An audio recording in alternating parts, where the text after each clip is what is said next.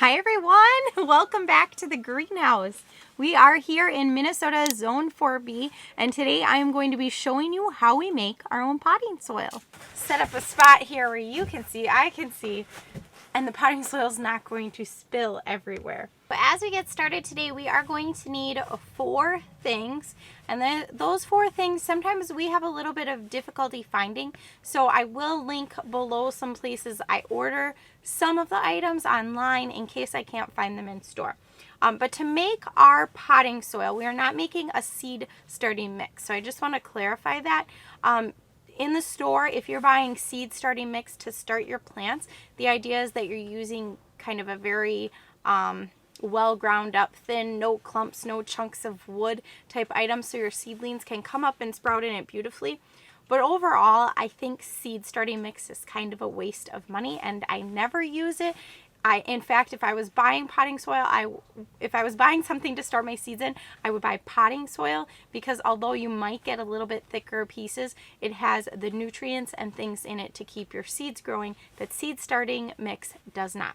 So to make our potting mix today, we are going to be using 4 things. One is water, and that's going to differ on what you want your mix to look like. So there isn't going to be a measurement for that. The next item is going to be some type of manure or fertilizer. So I'm actually using cow manure today, and we've also used worm castings with great luck, but this tends to be a little bit more of an affordable option, and this is pretty readily available around us, just big bags of cow manure. And it's really nice to be using the actual stuff.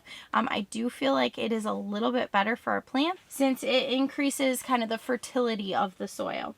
The other items I'm going to be using today are peat moss. Now the peat moss I'm using, I just have a big bag of it here.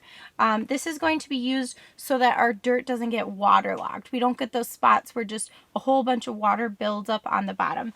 If you can't get peat moss easily, you can also use coconut coir. Again, this tends to be a more affordable option where we are, so this is what I am using today. And then the last thing we're using is perlite. And this one I typically order online. It's a little bit harder for me to find.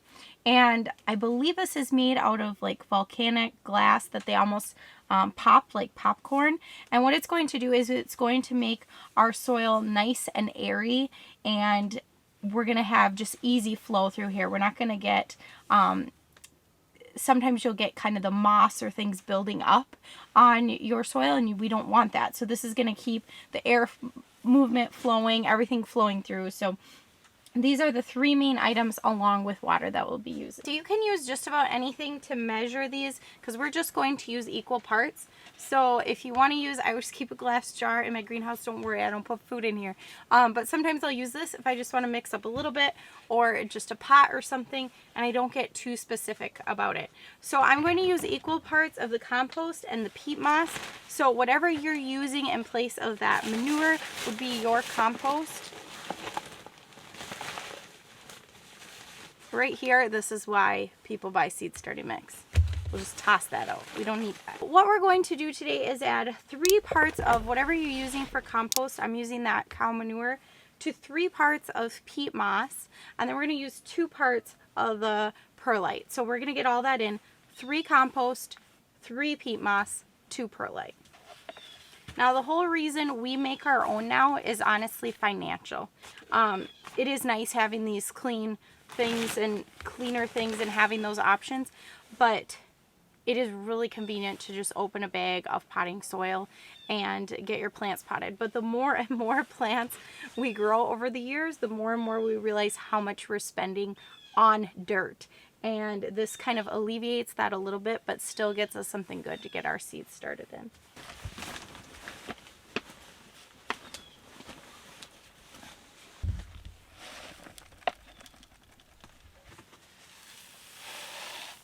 Then I'm going to mix it up before I even add any water. Now the reason the water might vary is based on what you're doing. So I'm going to be starting all my seeds. So I have, not all my seeds. I'll mix this in more once I add water. But the reason my amount of water is going to vary, it's going to base on what I'm using this for.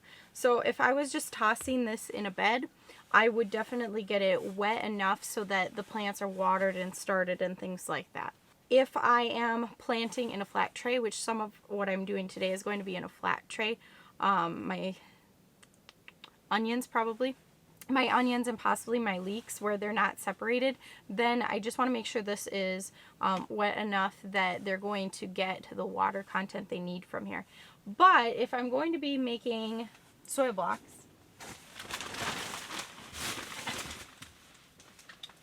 which I will be doing because I need to plant celery too, then I need to make sure the moisture in here is the perfect amount to hold my blocks so that they don't fall apart. So we're going to add some water and kind of see. We'll probably start with the soil blocks just because that's going to be the most finicky.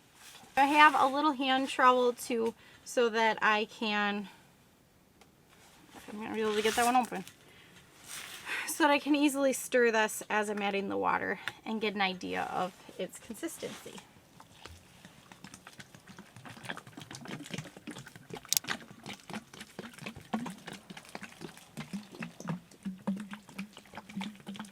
Now for the best part, when it actually fits in here. Oh, you guys, it might be too wet. How funny is that going to be? Alright, let's stir it in a little more because I think my table's at an angle, so the water is tipping more towards me in general.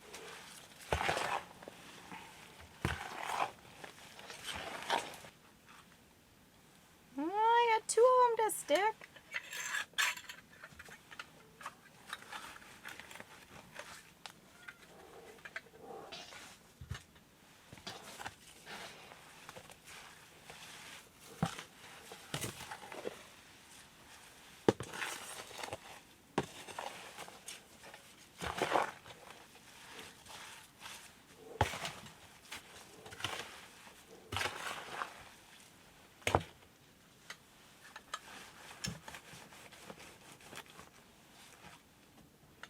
Almost 3.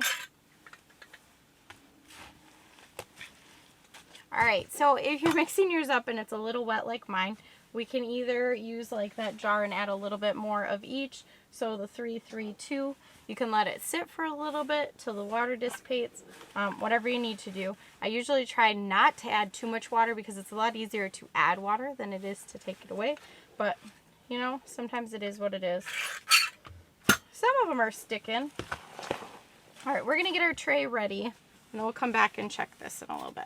So Matt bought me these, Matt made me, not bought me, these handy dandy trays. He just made out of some quick plywood. So I use these to transfer these more flimsy trays whenever I'm moving them from one spot to another. And then he just has the 2 sides open so that we can just slide them right off. So I'm going to see if I can get some of these blocks set up in here. If you guys haven't seen a soil block before, they are so fun. I don't know, I just find it makes so much sense. We used to be the red Solo cup people who had, you know, many red Solo cups full of dirt, and this uses less dirt, and it also, it just seems like our plants do better in the soil blocks. A lot less disturbing them when we're moving them, disturbing their roots and things. Looking good so far. So I'm putting them in 2 trays. I have a tray on top with some slits in it for water drainage, and then I have just a solid tray on the bottom. So hopefully this helps you get an idea of what it is like to make your own potting soil. I'd love to hear all your comments, your suggestions, advice, and things below if you have any, or if you're going to try this at your home this year. So it's kind of a fun, neat way to do it, and we don't need to depend as much on those big old bags of dirt being available and just the loads and loads from the store. Instead, this seems a little bit quicker. All right, thanks for watching, and I'm glad you got to see me again. Bye.